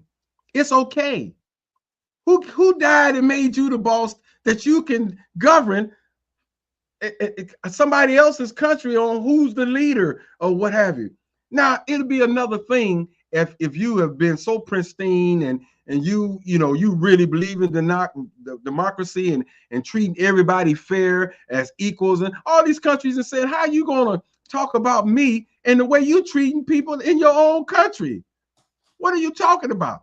You know, and you have, and because we don't know history, you know, like I say, people get the book Confessions of an Economic Hitman, and you'll see exactly how this country operates. You look up on YouTube the Panama Deception. Look up in this country how they did the Broken Rainbow with the Native Americans.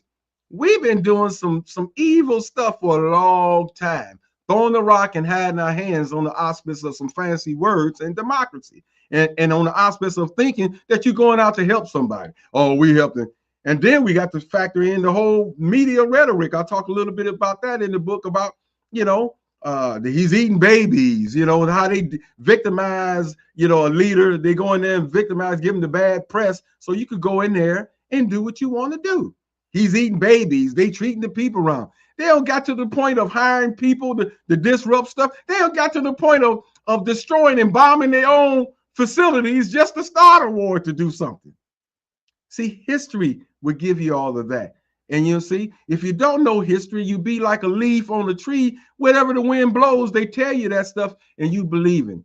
So this country is comfortable about the mentality of where we at right now and our lack of understanding who we are. And that's why I said too in the book is that you can have relationships with unscrupulous people and don't even know who you're dealing with, who you cohabitating with, because you don't know their history. You don't know the history. So you sit up here indulging in businesses, organizations, and this, that, and other, and don't know the history 2 generations back. That was all started by the Klan and this, that, and other this, and you don't know.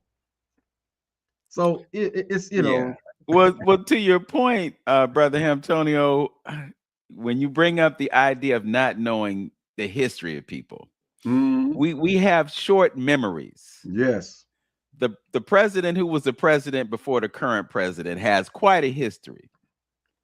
And we don't really think about that history, because if we did fully look back and understand things that were done and things that he was a part of in his tenure on Capitol Hill, we would have said, no, I don't know about this cat. You know, he put our brothers behind bars so that they could be free labor. We don't think about that. We don't think about history. We just don't look back. And the most important thing that we can do, and this keeps coming up time and time again, but it's relevant and it's important. We have to remember who we are. Absolutely. Because we just don't We You just don't. don't know. I mean, if we really knew who we are and we exercised our command of language. I was thinking about that this morning, Lynn. Mhm. You've written a book, and in this book are words. And these words are an extension of your mental capacity. Mhm. When we think about the power of words, and we want to put it in a biblical context, it was words that created the universe that we are experiencing right now. And that's one of the reasons that it's so important for us to tune in to that power. So if you are locked into that power with a full understanding of who and what you are, then you can use words to create a different reality, not only for yourself, but for other people. And Mhm. I would have to think that part of your motivation in writing this book was to be able to give people information, knowledge, and awareness that they could use to create a better world. That's absolutely, absolutely. Just get you to think. That's what I said. A self reflection guide for you to look at some of the examples and see if you find, you fell into that, that conundrum. If you fell victim to that type of behavior because you're trying to fit in. This is, you're looking at it as a job, and things of that nature.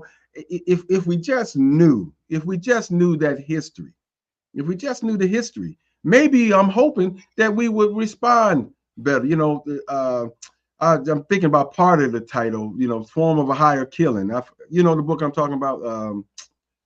Uh, but anyway, it talks about all the experimentations that they have done in this country on people, and that if we knew those particular things, just like those atrocities that I talked about, that we went all over the world with Noriega and how they tried to get rid of Castro and the Libya and Gaddafi, all that underhanded stuff that was going on, man. If you knew that history, coupled with all the stuff that they have done to us, a lot of that stuff is just coming out.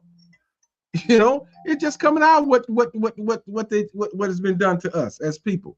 Mhm. So I would just hope, that's why history is so important. you know I would hope that you would think a little different about and examine some things. So I'm gonna throw this out. It's a little crazy. I know our good brother Dr. Scott Whitaker wrote the book called Medicine, and in that he talked about the effects of fluoride on people, ambitions, motivations, and things of that nature. And it said, I can't say if it's documented, a fact or not, but they said that fluoride was used in Nazi Germany prison camps to make the prisoners more docile and easy to be controlled. So if there's any truth to that, something is going on to damper. Like you said, we quickly forget, and our memories are shot. You know what I mean? Something is going on, because even we get an arousal when the police kill one of our babies. We all fired up for a minute. And then you know what I'm saying? Then it's gone.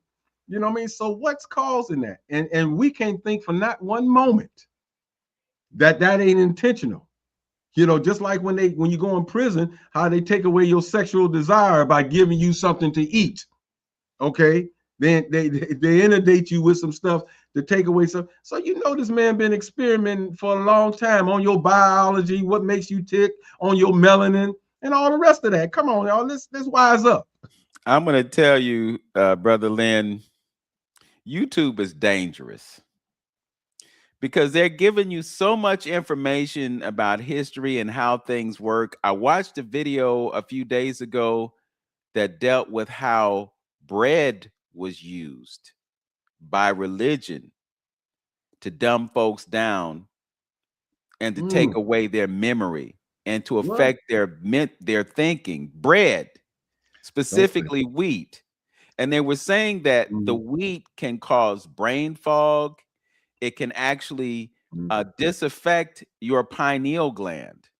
So you brought up fluoride. It's in the water systems. And they've documented it, brother, that it Mhm. does inhibit the function of the pineal gland. Mhm. Our third eye, they want that bad boy closed at all times because when it's open, Uh, then not only do you see with your physical eye, but you have something that's connected to the greatness of the universe that will enable you to envision, to imagine, to create, and to be effective within your divine aspect. that's right. Okay. That's right. Mhm. So it's got me thinking. It's like, Hey, okay, let me take weed out for a week and see what happens. mhm. Okay. And Mhm. I'm gonna have to share that video with you so you can watch it yourself. And these Mhm. kinds of things, they don't stay up for long Mhm. because they don't want the truth to get out. Just like they don't want us to understand our divine power. They don't want us to know because if Yeah. we did, then they would lose control over us. See, you see, this will history come again in play. And I speak about it a few times in the book about the German scientists that they brought up in the whole mind control experiments. You know, you have to, you have to know those particular things so you can take reference to it and understand the game that is being played. When you spoke about bread, I just seen something, it didn't necessarily say wheat bread, but it's something called bromine, not bromelain, but bromine is something that's in bread. That's a problem that they put in bread. So, and I just was talking to a friend of mine about that because it scares me. It scares me to the fact that I am vulnerable to any devious, heartfelt act that this system want to do to people. And most of the times we can't do nothing about it. And I don't like being that vulnerable. If they wanted to put it in the bread, if they wanted to put it in the water, if they wanted to put it in the deodorant, if these television tools and with these blue lights and all this other stuff, if they wanted to do anything to us for any devious way, they can do it. Wherever your heart, devious mind goes, if if they wanted you to stop having babies, they can sterilize you in any kind of way like my man, look up your Operation Paperclip. Yes, all of that stuff that they've been doing. But like I said, why are we still falling asleep? Something has to be an issue with that. And then when we even, transition over to the whole health situation. That's another prime example that we fall in the street sleep. Look how many knee replacements and hip replacements that is running rapid in our community right now. You know, how many? How many with the prostate situation that is going crazy and rapid? What about the dementia situation that's going crazy and running rapid? We should be screaming bloody murder like something is wrong here. For every action, there's a cause. What's causing this? We should just do our troubleshooting. What was implemented into our system that they can graph it. They've been graphing. All you gotta do is see where the uptake took place. You know what I'm trying to say? And what was implemented during this time that could have caused this uptick in look at the what is that autism. Look at the cases of autism that just jumped skyrocket, went crazy. Something wrong, man. There's Yes. something wrong. Well, to your point, last week we talked about functional medicine. And the process or the protocol is to remove the things that could be potential causes of whatever that dysfunction is. And when you take those things out, then you give the body an ability to heal and repair itself, Yes, right? yes. But we don't do that. We just go and take the pill and perhaps get some relief from whatever we're dealing with, but we never eliminate the cause. So we're bound to taking whatever we're taking, but it's going to take a toll. If you have arthritis and you have chronic pain and you're taking a pill over a period of months, then that pill is actually injuring you. It's not healing you, it's injuring you because it's causing damage somewhere else. And so, again, it comes back to that whole idea of self-knowledge. We say this all the time, physician, heal thyself. Well, if you're your own physician, then you understand how your body works. and you understand the kinds of things that you can do to enhance and promote healing in your body. This is the knowledge that those who came before us had. When you look at the continent and when you look at what we brought over here from the continent, we knew what herbs we could take. We knew the benefit of going to bed with the sun and waking up with the sun. These were things that were practices that we were involved in that allowed us to live a certain kind of way. We weren't eating 3 times a day. We weren't driving around the corner and going to McDonald's and getting some 17 ingredient French fries and some water with sugar in it and coloring and chemicals. We weren't doing that. We would get the juice from the orange. We would squeeze the juice out of the pine. We did the things that were natural that gave us an advantage simply because we were doing things that were real. But now we're so sold on convenience that we go to the store and get something that's nothing but chemicals, that's identified as food, and we accept that as food. We think we eating something and we eat nothing but chemicals. I want to pose a question, Vince. How did we become so trusting? In light of all this history that we just was talking about, we still trusting. So trusting of a people. We're in love with the system and the man. We're in love with it. And it didn't come easy. A lot of time, energy, and money went to it. All the imagery, you know, you walk up, we kids, Vince, we looking at My 3 Sons, Leave It to Beaver. All those little white gate, the picket fence shows, and this is what we want. This is the Great USA. You watching those army pictures, John Wayne, dun, dun, dun, dun.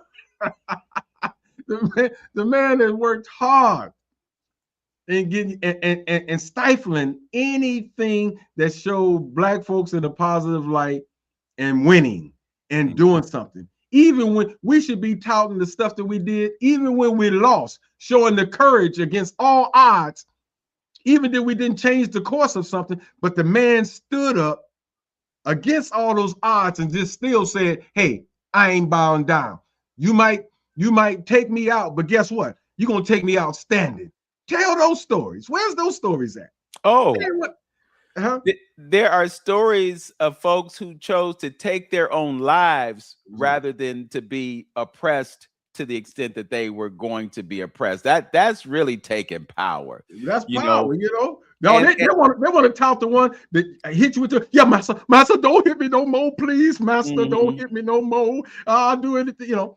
They want to show the Samuel L. In Django type of person, you know what I mean? Yeah. Nobody stood up strong, fought back. You know, all those revolutions, wars, conflicts we had against the slave. They ain't trying to show none of that. Right. Right. And we have those stories of the Maroons. We have those stories about the sheriff down south. We have those kinds of things.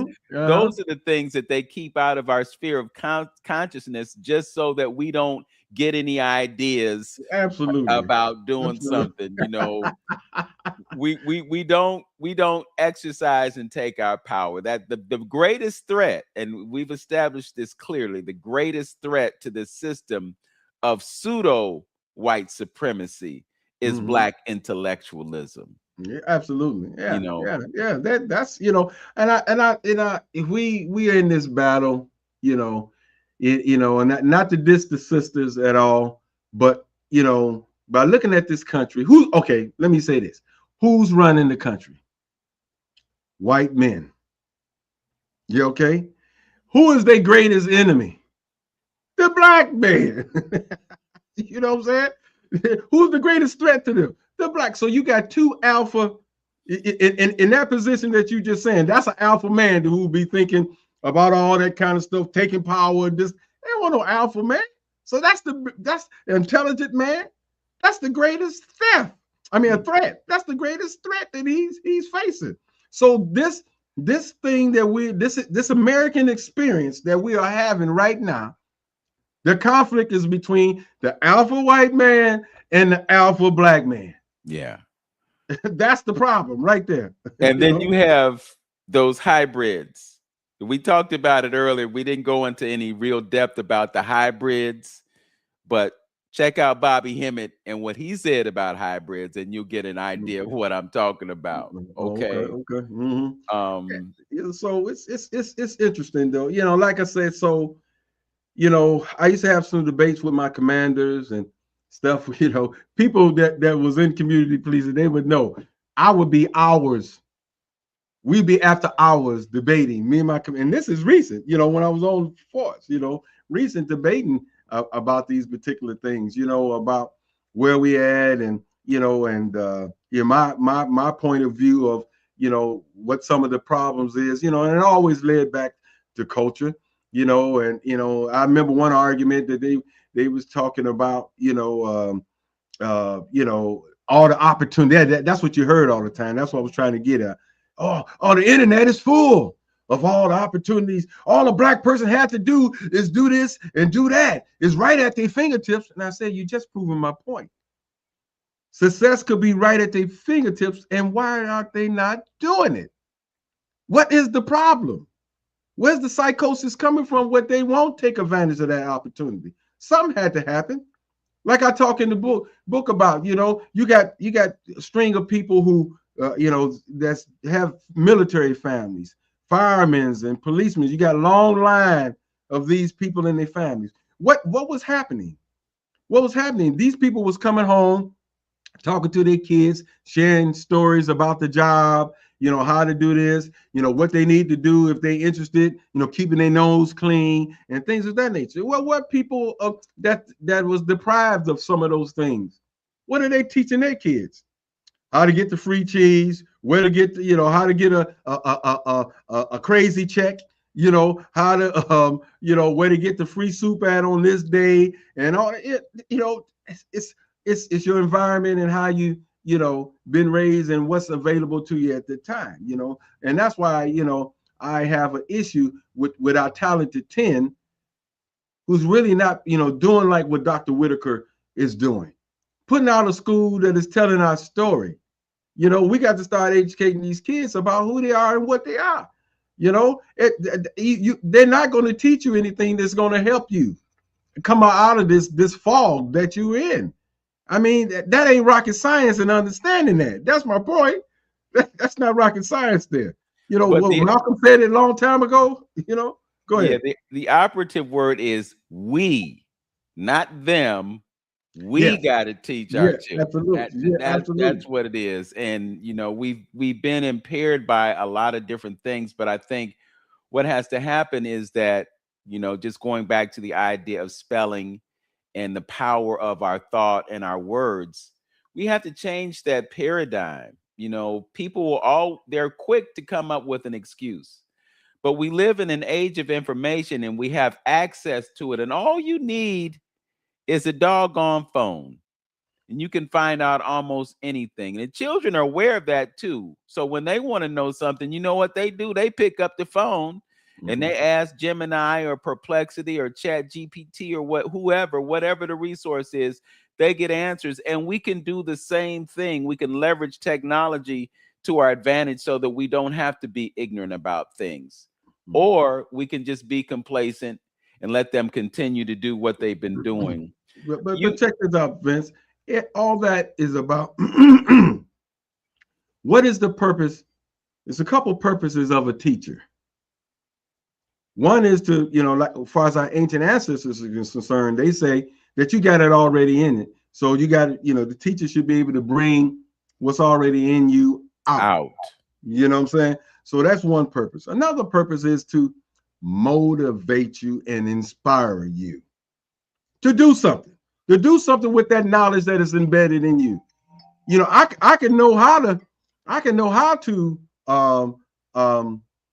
make this cell phone, but I got to be motivated to do it. You know what I'm saying? Something got to inspire me to do it. And that is the job and the role of, you know, of teachers at this particular point, you know? So again, you know, I don't know why we don't have it. We don't get it.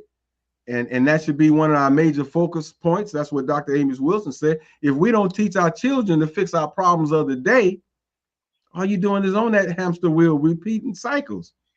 Vince, is that rocket science for us to understand that? That's Yeah.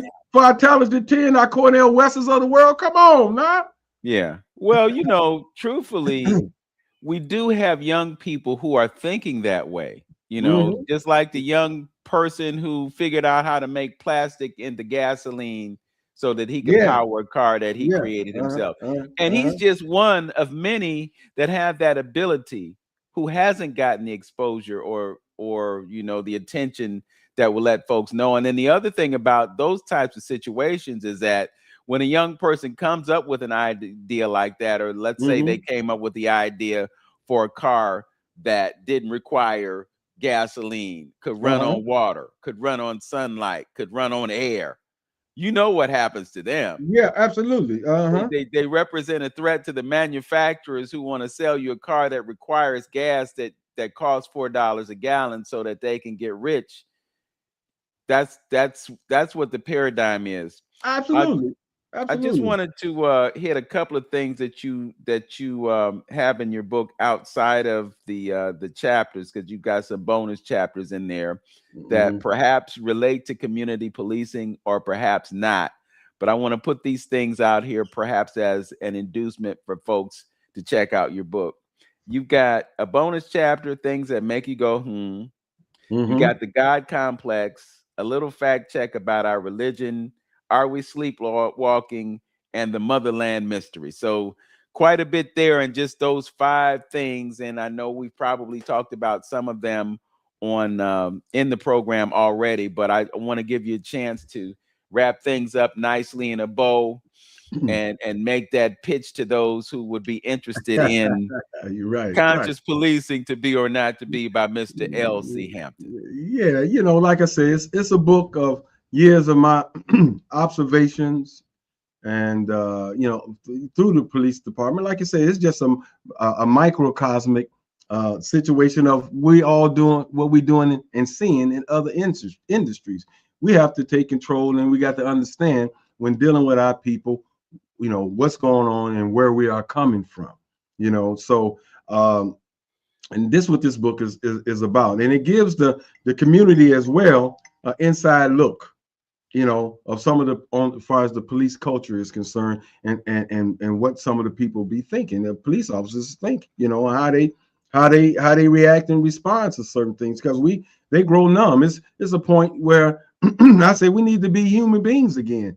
Somebody had to come up with a program to be human again, because we see some of the things out in the streets. You get to the point where sometimes police is at these gruesome scenes taking pictures, of that, and sharing pictures of that. How insensitive is that to life and things that are going on? Just like they used to take pictures of folks hanging from ropes. Yes. Or being burned alive. Yes. All of that, so we got to come up with a program to make priests human beings again. Take them off the streets, because they become insensitive. I mean, insensitive. They believe everybody that they talk to is lying to them, not telling them the truth, and so they approach them in a different way. I'm not giving anybody the benefit of the doubt. So it leads to the problem that we are having and facing today. So somebody got to approach this thing and look at what's actually happening and what's going on. So since for so many years that our white family has controlled the dynamics of the police culture, this is what we end up with. They had set up and established a situation of us and them. Us versus them. They bring in these folks from used to come from Bay Village and things of that nature. Never had no meaningful in a relationship with people of a different ethnic group, and we putting them in a blue uniform and putting them out on the streets. So it's just a matter of time that who are they learning the black culture from?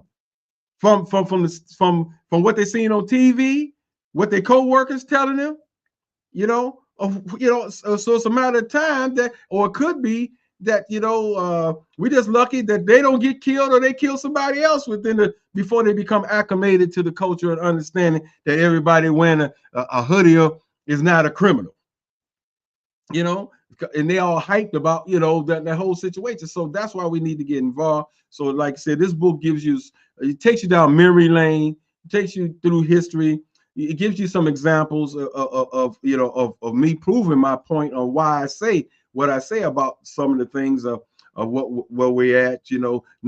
Chapter 2 is the most technical chapter of the book. It talks all about consciousness, where we get into the whole psychological piece of it, and we talk about case studies and how they use the same kind of psychological game plan is used on the animal kingdom population. How you get a lion to hop on one foot, an elephant to roll over, and all that. So what you do, you take him out of his environment, you take him away from who he is and what he's about.